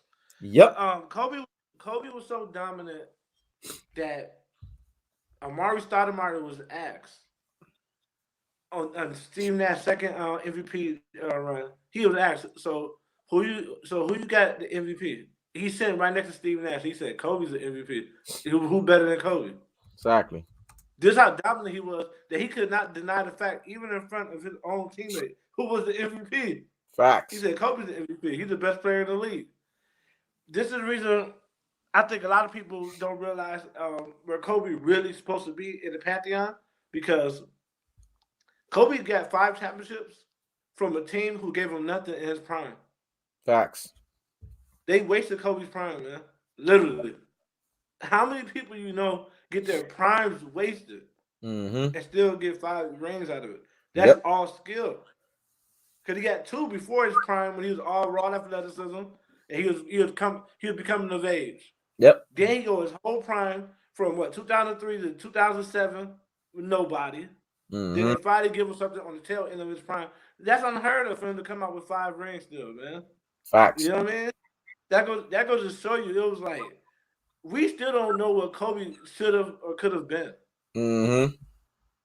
Had his career been, had they done right by him. They were so satisfied that they think about Kobe, he was too good. Because had they sucked really bad and were struggling and Kobe was struggling without like a team, they would have gotten a team around him. But Kobe was still packing out the house because he was exciting to watch. So they were so money hungry, they didn't care about getting them a team because they were still making money anyway. Yep. Even with Kobe not winning championships, they were still making money because he was packing out the house. Jerry Buss once said that we don't pay Kobe too much. We don't pay him enough. They said, but the money that Kobe generates, we're supposed to be paying Kobe $80 million a year. That's what he said. He said we're supposed to pay Kobe $80 million a year, but the cap says we can't do that. Facts. I can't hear Richard Rich. Oh, he's on mute. That's why. Okay. Oh, I thought he said something. But anyway, did you say something? His mouth. Nah. Okay. Yeah, but yeah, Kobe had generated so much for the Los Angeles Lakers. Jerry Buss said we don't pay him. We can't pay him as much as he's worth. Facts. You know what I'm saying? So we really still don't understand how much Kobe could have impacted the game had his career been handled correctly, man. Yep. It makes absolutely no sense that he from 2003 when 2004 when they broke up to what 2007 that he played with absolutely nobody, man. Nobody. That don't make sense. Yeah.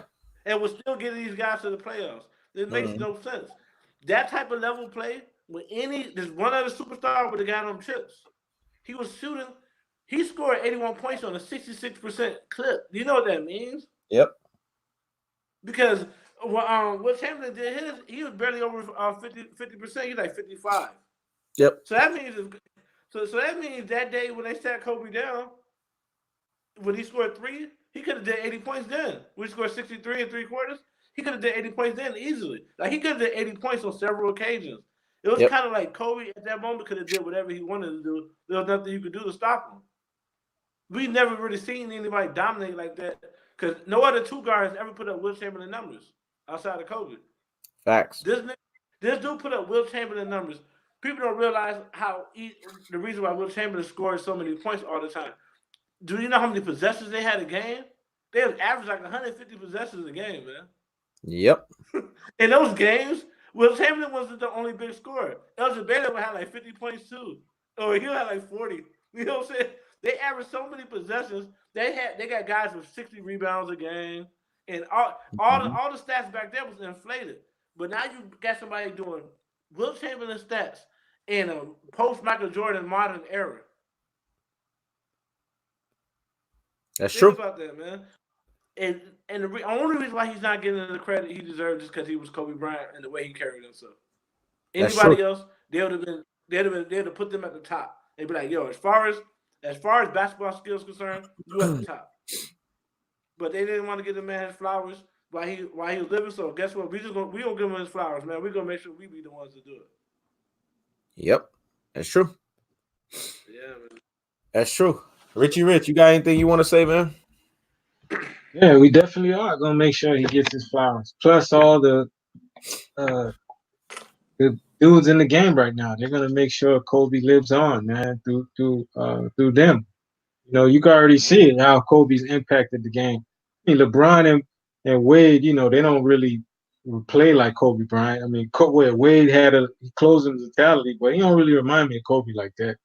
But you could see it how they were able to change their whole mindset and approach to the game when they were around Kobe, man, in that Olympic years. They started taking things a lot more serious, you know, Yep. because Yeah. you know Kobe changed their whole mindset. You know how you need to approach the game, how you need to, you know, put the right stuff in your body. I remember when Wade, you know, I used to root for Wade. Wade, he came out and he said he didn't really take care of his body when he got into the game. He was just eating junk food. He wasn't eating right. But you know, when he Right. got around Kobe, man, he realized, man, that he got to start taking care of his body. He got to get around the right trainers. You know, like Tim Grover, that was a very popular trainer Mhm. in the day. You know, this guy was training Michael Jordan. He was training Kobe Bryant.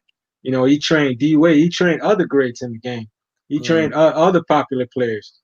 But you know, he was like the big time trainer in the NBA. He still is a big time trainer. But you could just see it. You know, you could see his impact on KD. Look at KD, man. KD, you know, he's a beast, man. Before this Achilles heel injury, you could say that KD's the best basketball player in the game, man. You And know, he has Kawhi, a skill set. And look at what Kawhi, look at what I was Anthony gonna get Bell to said. Kawhi. No, and I'm gonna let you get to it, but I want you to read this comment, Richie Rich, and then you could keep going on your point. Read this comment right here. Kobe made Kawhi the offensive machine that he is because of the amount of time they spent together. He's at the Kobe camp. He's done a lot of for the NBA and the game of basketball, and that's true, man. Kobe Yeah. was helping the next generation out, man. This is why this is such a huge loss for the NBA because you had Kobe, man. That these younger players they can go to his academy, they could learn a few things, man, and they could bring that, they could implement that into their games, and then they could bring that to the game of basketball. Now, man, we lost a pioneer in the game, man. We lost a legend. who are these guys? Who are these young guys going to go to now, man? To train with, to learn, to get some good advice, great advice on how they need to be successful in this league, man. It's truly a loss, man, because Kobe was doing all that work. He was giving back to the game. He gave to the game when he played, and he was giving back. He was still giving to the game when he was done. So it's crazy, man. You got all these players, man, they're done with the game. They don't really give back, man. You know what I'm saying? What Kobe was doing, because he wanted to see that new generation, man, have that same competitive fire, man. That these guys go out there and they play with a passion, man. They play with a fire. They not only do it to win for themselves, but they do it to give these people who are tuning in a show, man. And to want to watch the game, want to be excited about watching the game. It's sad all around, man. You know what I'm saying? And now, it's they kind of said it's actually true now, man. One of his daughters was on that helicopter with him. CNN says it, man. It's true. So it's just sad all around to hear that now, man. And wow, I was hoping it wasn't true, but it's true now. But they also said that one of his daughter's friends and their parent was on the plane, because they were going to her basketball practice. So it's just tough all around to hear that, man. Seeing that all those people that lost their lives like that, man. But wow, but we're gonna remember this guy, man. We're gonna remember this guy, and we're gonna hope. Man, y'all gotta understand, man. Kobe Bryant. I'm having folks that I haven't talked to in years, man. Because, man, I had E-Dub, JR hitting me up, man. I got a lot of people hitting me up. I ain't talked to these people in years, man. And matter of fact, JR was the one that broke the news to me. I was at the store. And as he broke the news, I was breaking it to Tom Ross, and he just told me Kobe died, man. I was like, first, my wife sent me the information. I was like, no freaking way. And then he sent it to me, and I was like, man, y'all don't understand what happened, man. It's like my stomach just freaking dropped. Yeah, man. That's how it felt, man. I just was like, damn, why Kobe, man? Why it gotta be him? You know what I'm saying? You know what I'm saying? Like, because this guy right here, and it goes back to what Tom Ross was talking about. And this live right here, I'm sorry, man, because we were gonna talk about MJ and the comments he made on LeBron and all this other stuff. I can't even do that. I'm just gonna keep this thing on Kobe all day, dog. Kobe, man. Kobe, man. Let me tell you something, man. This guy, if you understood what Kobe Bryant truly understood what Kobe Bryant brought to the game of basketball, you would never say anything negative about him. If anything, you would look at him and say, thank you, man, because without you, this game of basketball wouldn't be what it was.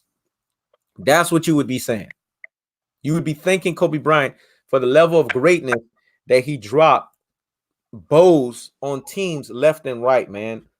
Because Kawhi Leonard, when I look at him, Kevin Durant has been more so from a, mental, because Kevin Durant's game was already there in terms of his skill set, his repertoire, and everything. Kobe knew that, so Kobe didn't have to work on Kevin Durant's mechanics. Kobe Bryant just needed to work on Kevin Durant's mental so that he could take the mechanics that Kevin Durant already had and elevate it mentally. But Kawhi Leonard didn't have the mechanics like that. And to watch how Kawhi Leonard's game has evolved through Kobe Bryant's ability to train this guy in the offseason. I mean, I don't know if you guys see the evolution of Kawhi Leonard's game. His game is now a refined and a perfected game because of the work that Kobe has done for this guy. Kawhi Leonard is a bad boy now. And you know why he's a bad boy? Because of what Kobe Bryant was able to teach him. Jordan started because Kawhi Leonard was on the Jordan brand, but Jordan couldn't dedicate as much time. Then Kobe just said, okay, MJ, I got you, dog. Big brother, I got you. Let me take Kawhi, because we see something with him. He's not as explosive as us. He's not as, dynamic as us, but he has a defense there that if we just give him an offense to measure up with that defense, he can become lethal, because his defense is already lethal. We just need to get the offense to get as lethal as the defense. And this is what happened. They did this for Kawhi Leonard. And you guys saw that evolution last year with the Toronto Raptors. And you're seeing it more so this year when he lashed up LeBron James in game 1, lashed up LeBron James on Christmas game. Kawhi Leonard has become that true assassin's mentality player. And if I was Kawhi Leonard, I would dedicate the championship ring that I'm going to win this year, because I don't believe nobody's beating the Clippers this year. I'm going to dedicate that championship ring to Kobe Bryant. And I'm going to mention that Kobe Bryant was the one that elevated me. Kobe Bryant was the one that allowed me to continue to position myself to where I can be the dominant player that I am today. I can be the ultimate two-way player that I am today, man. But it's not just him. Kyrie Irving owes a lot of gratitude to Kobe Bryant. Those 2 41-point games, you know where that came from? It came from Kobe Bryant molding him. People forgot Kyrie Irving was on the phone with Kobe Bryant, asking Kobe, how do I deal with these pressurized situations? Jason Tatum, when he had the evolution game that he had that year, it was because of the work that Kobe Bryant did for this guy, man. People don't understand what Kobe Bryant has collectively done for the NBA. And I heard that Victor Oladipo was going to go start working with Kobe Bryant, which I know that would have had leaps and bounds on his game, and it would have transcended his game to the next level. So when people say Michael Jordan and Kobe Bryant don't give back to the game of basketball, y'all crazy, man. These guys gave back to the game of basketball. And they've given back and given back and given back more and more and more and more and more. Kobe Bryant, man, y'all don't understand the level of legend you got the NBA lost. And you know what's sad here, Tom Ross? How is the Hall of Fame going to look like? Because if you remember, he was supposed to be part of this class with Tim Duncan and Kevin Garnett. He's gonna get still voted into the Hall of Fame. No, I know that, but I'm just saying, how is the dynamics of that going to look? Because Kobe, I was looking forward. You know how in 2009 I enjoyed. I'm gonna be honest with you guys. 2009, I enjoyed Michael Jordan's speech. You know why? Because Michael Jordan, for the first time in his life, he spent so many years being like this. I know you enjoyed that speech too. That was the first speech where he could be unencumbered and he could tell you the real truth about himself. And at that point, because he's already so far removed, retired, and he already has the GOAT status, you can't take it back from him. He was so unadulterated, cutthroat, and belligerent and cold-hearted in his speech. He had people looking shocked, like, I can't believe this guy's talking in such a cocky and such a vernacular like that. That's always who he was. He had him fooled, man. Exactly. He just tempered it until it was time for him to do that. Guess what? Kobe Bryant's Hall of Fame speech was going to be that plus 2.0, man. I was looking forward to Kobe Bryant's Hall of Fame speech because I knew Kobe Bryant at that point could be unleashed and he could be able to give you information on his ups and downs. And that's something in the back of my mind that I'm feeling some type of way about, Tom Ross, because we were robbed of that, man. Do you understand what that speech would have been? We would have been talking about this Hall of Fame speech for years. Yeah. I mean, because you got to think about it. Kobe never bit his tongue anyway. Yep. So he never played politics like Jordan did. So imagine what he was going to say on his Hall of Fame speech. Yes. You know what I'm saying? What's the matter? He probably would have slipped an F-bomb there. So Kobe, like, just imagine what he would have said. And he's already frank by nature. Yep. This is his personality. If he thinks that he's going to say it, right? So just imagine what he would have said had he been on his Hall of Fame. He got his jacket, you know what I'm saying? He in there now. Yep. Man, we were robbed of that, but one thing I take solace in, one thing they should do right now, they should is fry him in the Hall of Fame right now, man. Today. Yep. Today. There should be no way. There should be no nothing today, man. You know what I'm saying? Unless they plan on having his wife do his speech for him. Yeah. You know what I mean? Yeah, it might end up being like that. But damn, man. Yeah. Rich, you got anything else you want to say, man?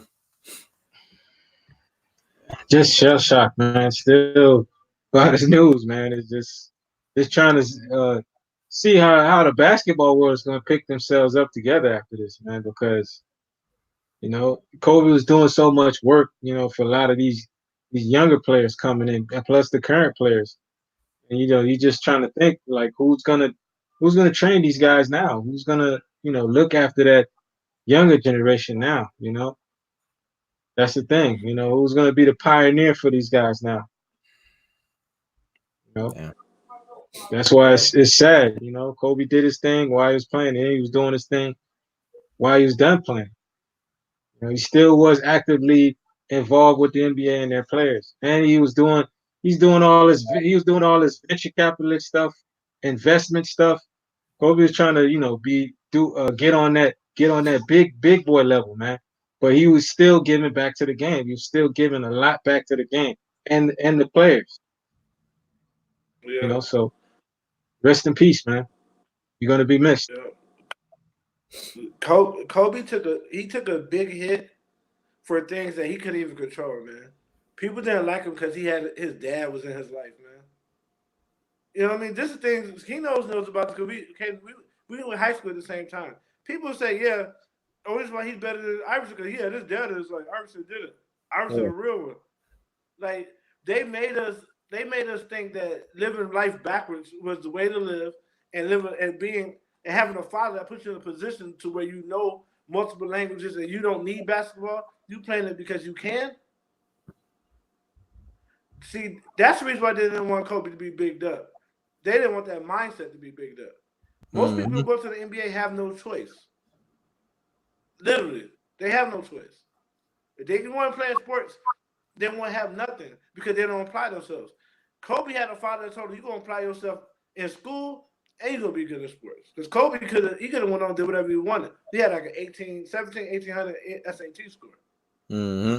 You know what I'm saying? He was different. He didn't need sports. He wanted to do sports. And see, they don't want that type of young black man being pushed. They want you to need it. They want you because when you need it, guess what? When your career ends, you always end up broke. Yep.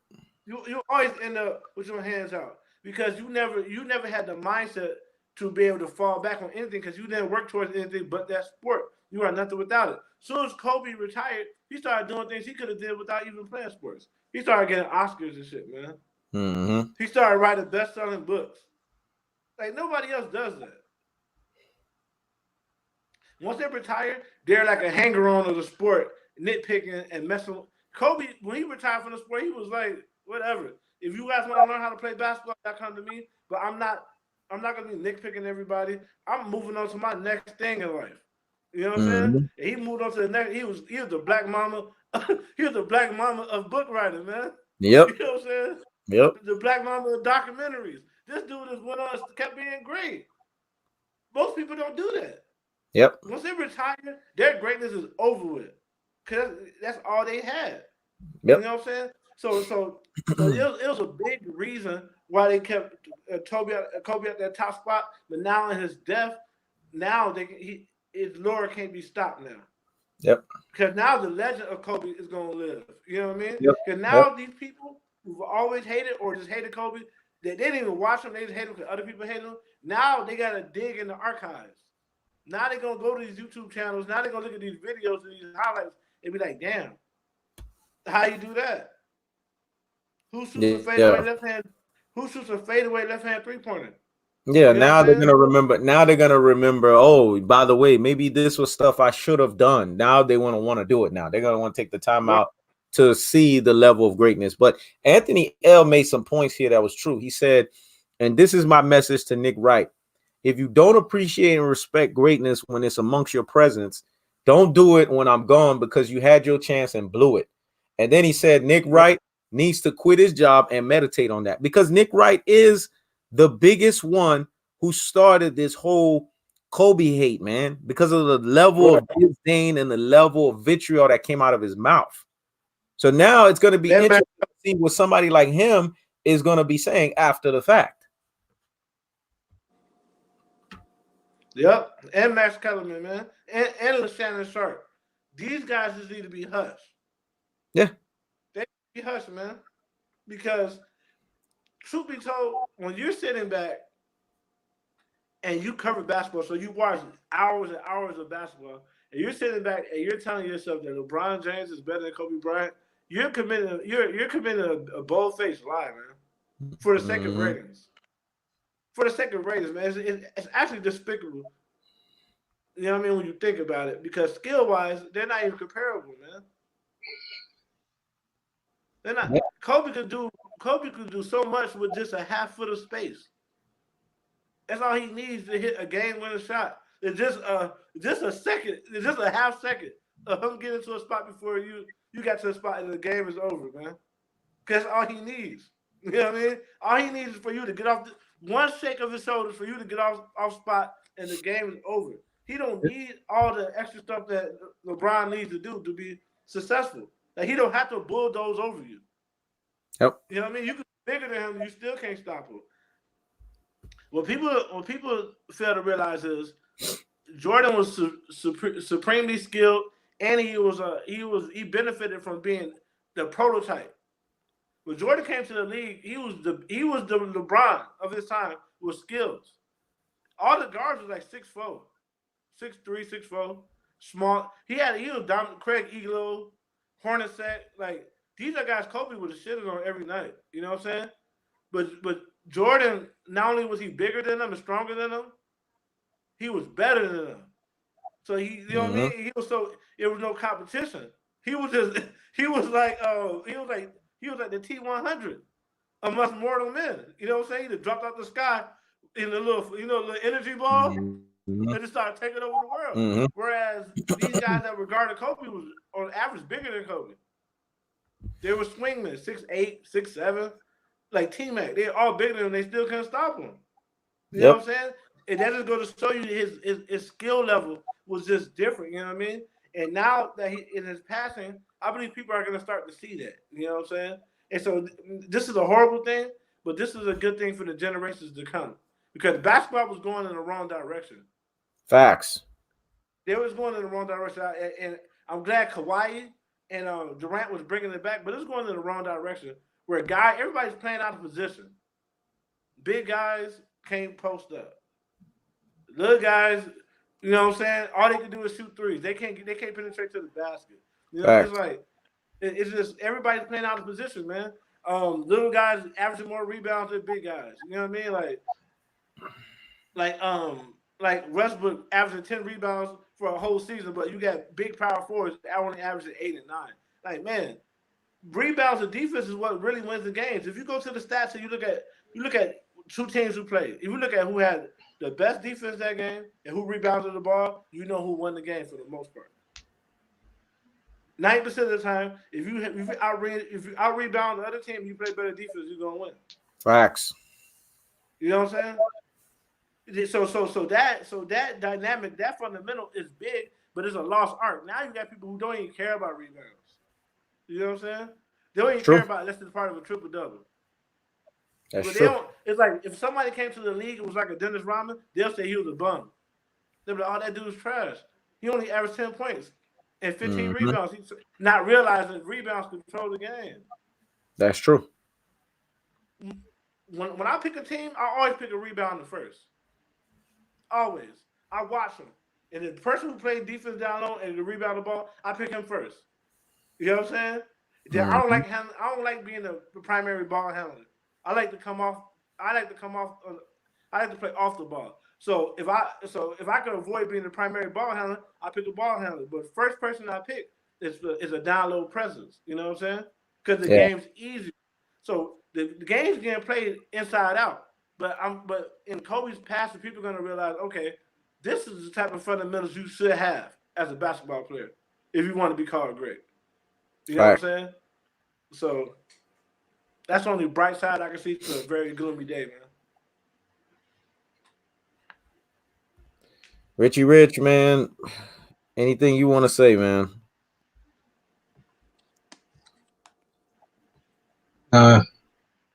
I mean, you can already start seeing it, man. I mean, I'm watching the Pro Bowl game. You got these guys, you know, they all like when they scoring touchdowns or getting the first down.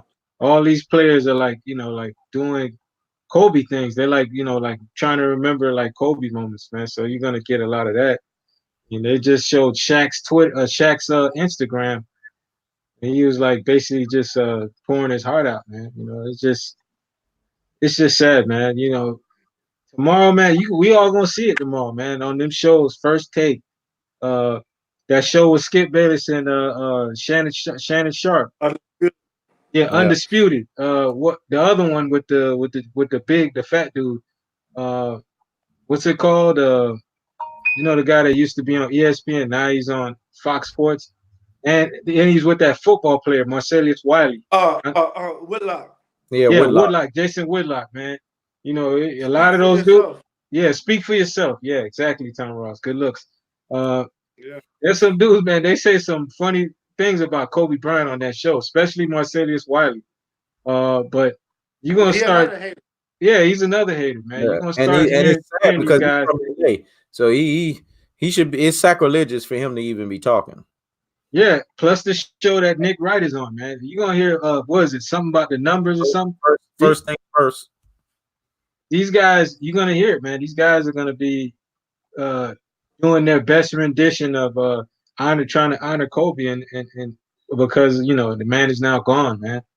And they didn't do it when he was here, man. And it's just sad that that's what it's gonna be all week long, all next week long, man. Those guys are gonna be saying nothing but great things about Kobe Bryant. But those are one of his. A lot of those guys were his biggest detractors, man. His biggest uh, critics, Mm. and plus many more. You're gonna get a lot of these players, and I think that's kind of two-faced, man.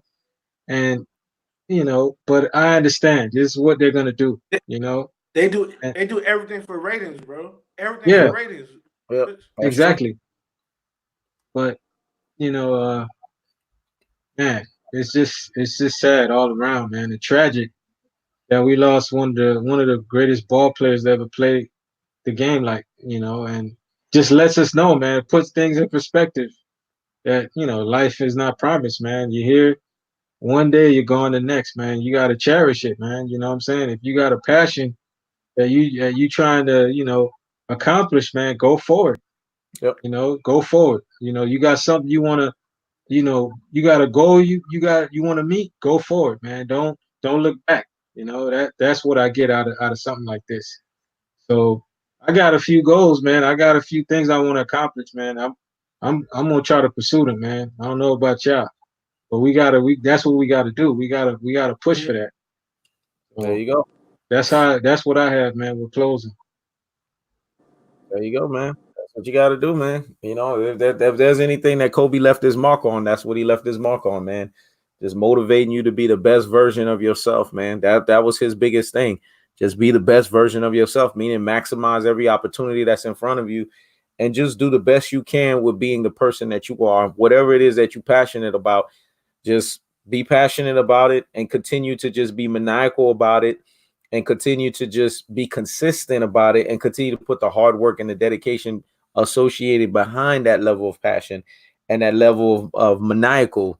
That's who Kobe was, man. That's who Kobe was. Anthony L said every single one of these clowns owe Kobe an apology. It's too late now. Well, I don't even care if they apologize, to be honest with you, because I know it's going to come from a place of in it's not going to be authentic. It's going to be from a place Yeah. of being fake. So I really don't care for it, to be honest with you guys. The smartest thing that they could do is just stay quiet and let others Yeah. who really were gravitating behind Kobe Bryant just give Kobe Bryant his just due and his credit, man. You know what I'm saying? I mean, that's just the way it is. Greatness personified is what it is. Greatness personified, and you have to respect it for what it is, man. But yeah, man, we're gonna close out, man. Tom Ross, man. Richie Rich, we're gonna start out with you, man. What's your first closing thoughts, bro? Uh, my closing thoughts is, man, it's just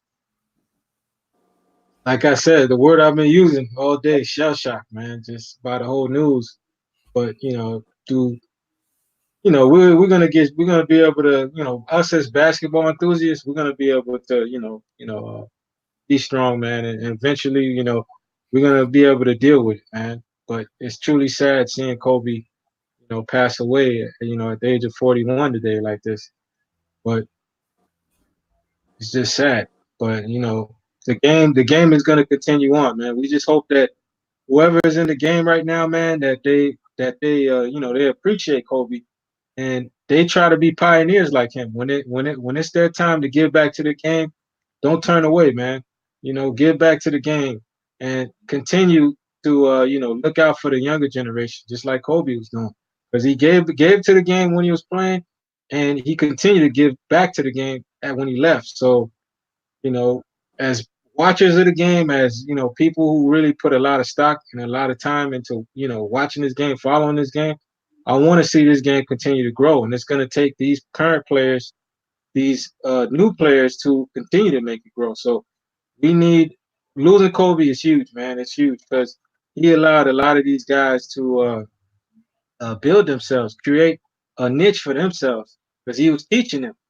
He was being a teacher to their student, man. So these guys, hopefully they learn something from that, man, and they bring something.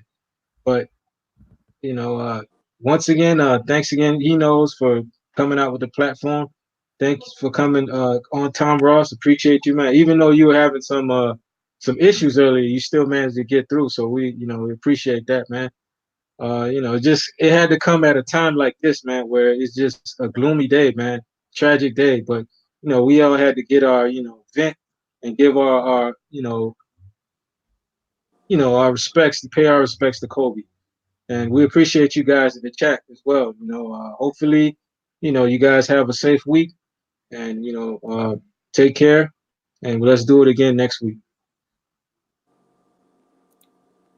Tom Ross, I want you to address this one, man, because people are ignorant. So address this one real quick. I'm not gonna address it. If I do, then I'm not in the best state of mind to address this. So I'll let you address it. Crazy thing is, neither does he, because you wouldn't be saying nothing about the soldiers dying if Kobe didn't die today. You're a troll, man, and this is what trolls do. Trolls, they need attention. No matter how they get it, they need it, even at the expense of ridiculing someone that just passed away, man. You know what I'm saying? These are the type of people that you dealing with when you're on YouTube. So it's petulant, it's petty, and it shows you the type of the low lives that are associated with this social media platform, man. Because only the low life would try to diminish someone's legacy by bringing up something totally unrelated. Facts. You know what I mean? Totally unrelated. Everyone knows that social programming has you in a position to where you undervalue people you shouldn't. Maybe people should value soldiers and sailors and Marines more. Maybe they should, but this is not the time to voice that opinion. There you go. You know what I'm saying? Like anyone with common sense would know this ain't the time. There you go. And if you care so much, you'll have a platform and you'll be giving them their flowers if you feel like they weren't getting their flowers. There you care go. so much about that topic, but you don't. You only care right now because this is a way for you to take away the moment and put it on yourself. There you go. See, that's why I gave it to you, man. That's why I gave it. Richie Rich, you got anything you want to say on that? The comment is so ignorant because you guys served in the military. I remember hearing Tom Ross mentioning that he served in the military, and I know he served in the army, man.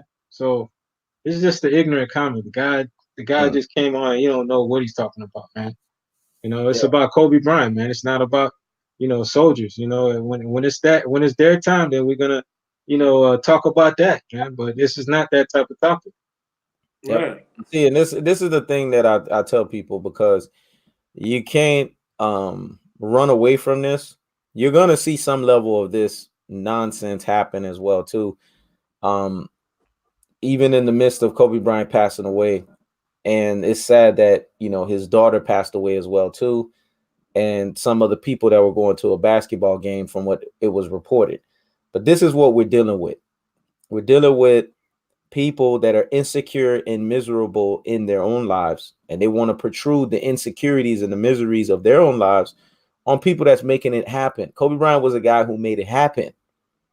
He didn't look at himself and said, "Oh, I'm going to be a statistic." He went out there and made it happen in his life. He became a successful person. What you should do is look at that as motivation and try to become successful on your end, and not be sitting there moping around, having an excuse to say, "Oh, well, why should we be talking about him when we should be talking about this and that?" This is the problem with people. They're too busy protruding. It takes a lot of energy, a lot of time, a lot of wasted energy to protrude insecurity and miseries, when you could be taking that same time and putting it into something that you're passionate about, being men and women of confidence, purpose, and an abundance mindset. I've said this terminology so many times over and over and over again, but people don't listen. So lest y'all forget, lest I have to remind you. It's all about that, man. That's what it should be about in life. Not sitting here and making it about you. This has nothing to do with you. This has everything to do with the fact that sports world lost a legend, a guy that is not only looked up in basketball, but he's looked up in all of these other sports. I don't know how many athletes in other sports have denoted or have mentioned that they've looked at Kobe Bryant as inspiration for them to drive and become successful. We're talking about football players, the real football, the one with the legs, soccer. We're talking about, athletes that play American football. We're talking about, NASCAR drivers. We're talking about bowlers, tennis players. All of these people have come out and talked about how Kobe has impacted them. I even heard Kanye West talk about using Kobe Bryant as inspiration into his music. The Black Mamba. I mean, come on, man. Like, today should be a day to give a guy who gave 20 years of blood, sweat, and tears to the Los Angeles community. And this is sad because right before him was Nipsey Hussle, man. I mean, they've lost some back-to-back legends here, man. And instead of you just sitting there and saying, you know what, we're going to just make this about Kobe and we're going to give Kobe his just due, you want to sit here and protrude negativity, misery, insecurities. And there's no place for that. There's no place for that here on this platform, man. I don't got time to be dealing with people like that. And I've done this in the second quarter of 2019. And I'm more so like this in 2020. And the older that I get, the more impatient and the more irritant I will become about it. If you don't have nothing in your comment that has anything that brings substantive value, substantive arguments, or substantive stuff that's in relation to the context or the topic of what we're talking about, you're getting removed. Your comment's going to get removed at minimum 2 to 3 times. If I get to warning number 3, then that means you're completely removed from my channel, because I don't have time for this nonsense. Because you're not bringing the channel value. You're just bringing your insecurities and your misery value to yourself, which is really nothing, no value. And nobody got time for that. Ain't nobody got time for that. You're right. Bottom line is Kobe Bryant passed away today. Give the legend his credit and give the just due for what it is, man. That's it. Or don't say nothing at all. Or don't say nothing at all. Like the Lonely One said. He said, agreed. I'm getting too old for that myself. Damn right. We're not going to sit here and take any kind of unnecessary attacks on a legend that embodied the sport of basketball and did what he was supposed to. And I'm done, man. I'm sick and tired of this nonsense. This goes for boxing. This goes for basketball. I don't play these games. If you don't bring nothing of value, your comment will get removed. If you find me removing your comment at minimum, and this serves as a warning to anyone that does this. If you find me removing your comment twice, then you know on strike 3 you've been removed from the channel, because you don't bring no value. And if you don't bring no value to the topic at hand, then why should I sit there and deal with the nonsense? Facts. So cool one. He said they should make a Kobe Day once a year in the Staples Center. I agree with that. That's what they should do. They should make a Kobe Day. They should have a Kobe statue outside of the Staples Center. There's a lot of things that I would advise the Los Angeles to do for Kobe Bryant because of what he's been able to do for that team, that community, and what he's been able to do for the Los Angeles Lakers in general. He gave a community 20 years of greatness. They can never pay him back for that, man. No matter how much they try to spit on Kobe Bryant, no matter how many times they try to, these Laker fans, even the arduent Lakers fans, they went against Kobe. They built on Kobe. Yeah, I'm a come in cold-hearted, unadulterated, cutthroat truth teller fashion, because I was a Lakers fan at that time. I remember some of the stuff they did against Kobe that I did not like. In so that when Kobe retired, he had to look at one of those damn Lakers fans and go like this. He had to do that to remind them. So yes, this man shed blood, sweat, and tears for that team. They owe that man a lot. They owe him a lot. So this should be a day to appreciate greatness and greatness personified that has been presented to you guys for 20 years. And if you don't got nothing good to say, and if you said something bad about Kobe in the past, then just stay quiet, man. That's the way that I look at it. I'm not expecting Nick Wright to say anything. If he does, I'm going to be looking at him sideways like a lot of people. I'm not expecting Shannon Sharp to say anything. I'm not expecting Chris Broussard to say anything. I'm not expecting none of these guys to say anything. They should just go somewhere, higgity hush, and stay quiet. Let the people like the Skip Baylesses of the world that was trying to tell us that Kobe Bryant was that guy, et cetera, et cetera. These are the people that have the right to talk because of the fact that they kept everything intact. Jay Williams, the respect he was giving Kobe Bryant. These are the people that have the rights to talk. These are the people that I want to listen to. That's about it. So that's all I got to say, man. Guys, man, this was a great live stream. Appreciate everyone that showed up and showed out. You know what I'm saying? Kobe Bryant, rest in peace. Gianna Bryant, rest in peace. To all of the people, all the other people that was on the plane. You know, God rest your soul, rest in peace. And prayers and heartfelt thoughts go out to all of the family members and everyone that was involved in this helicopter crash, because this is not something that you wish on anybody. It's not even something you wish on your worst enemy, man. You just don't wish these types of things, man, because life, you only get one time to impact, inspire, and motivate people in life. You only get it one time. This whole thing about reincarnation and all of that, that's all theories, and that's all, you know, another time, another place, another day. But you have one time to impact people. Impact people. Don't make it a time for you to sit there and to just be negative. The Kobe Bryant death should teach people that life is not promised to you. Tomorrow's not promised to you. So when you have that moment in front of you for the day that you have it, make the most of it, man. And making the most of it is trying every day to become a positive person. Every time you wake up and you can breathe, you thank God that you have that ability to do that, and go out there and make it happen in your own level, man. Be the best version of yourself, because that's the lesson that Kobe Bryant taught me. I don't know about you guys, but what I got from him above everything else is him always trying to impart to people, be the best version of yourself.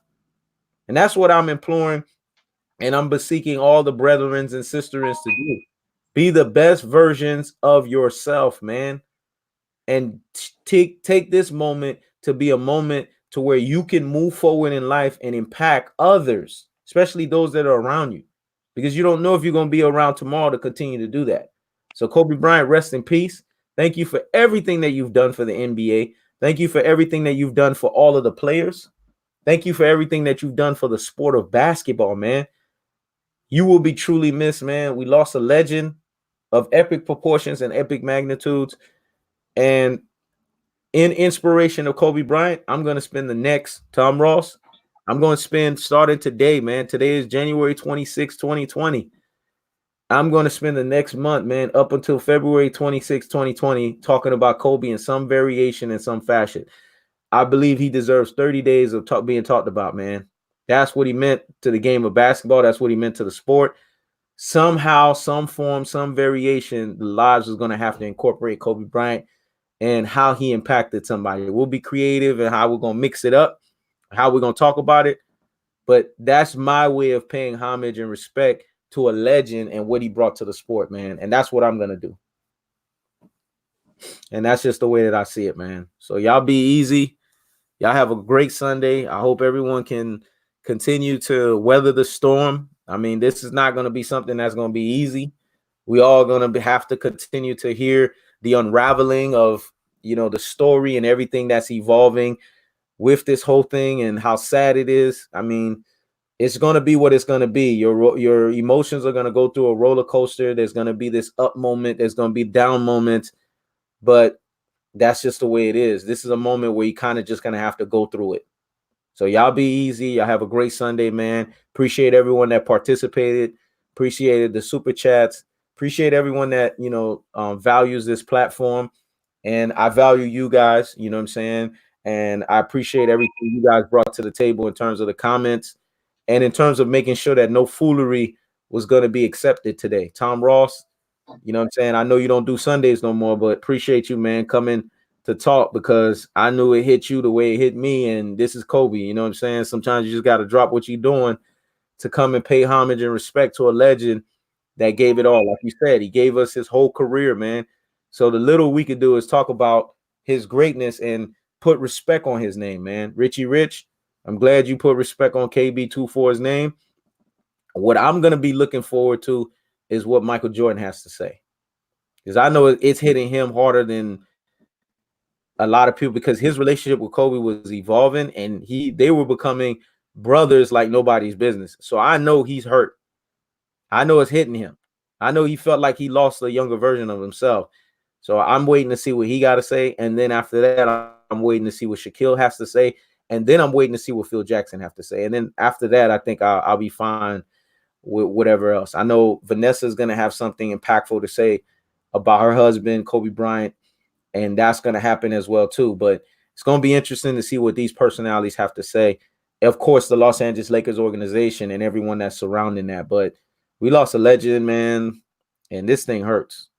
It hurts. It hurts. That's all I got to say, man. Y'all be easy, man. Have a great Sunday. Peace out to everyone. I appreciate everyone. And thank you guys once again. We'll be right back at it Wednesday live with He Knows Boxing. But trust and believe. Thursday, we're going to be doing the debunking the double standards. Friday, Tom Ross, Friday is going to be epic because we're going to be doing the live with He Knows Basketball. And that one right there, Kobe Bryant is going to be the first topic at hand. We're going to talk about something different with Kobe.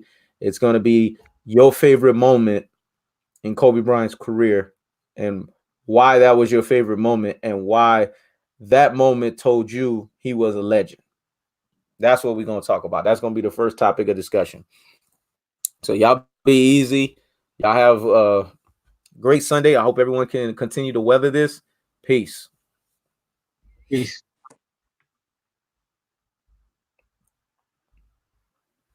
All right.